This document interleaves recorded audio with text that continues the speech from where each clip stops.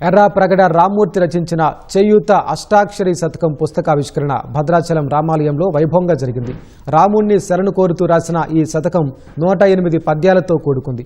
పుస్తకావిష్కరణ సమయంలో ప్రముఖ గాయని పలివెల భారతి శతకంలోని పద్యాలను స్వరబద్ధం చేసి స్వయంగా ఆలపించారు. ఈ సాహిత్యాన్ని రామునికి అంకితం చేశారు. ఆలపించిన ఈ పద్యాలు భద్రాచలం పురవీధుల్లో ఆలయ మైకుల ద్వారా ప్రసారం చేశారు. 1975లో రాసిన రామశతకాన్ని ఇదే ఆలయంలో ఆవిష్కరించడం జరిగిందని రామ్మూర్తి గుర్తు చేసుకున్నారు.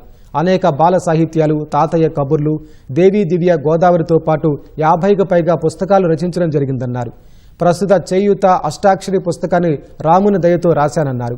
ఇందులోని పద్యాలను స్వరబద్ధం చేసి రామునికి అంకితం చేసినట్లు చెప్పారు.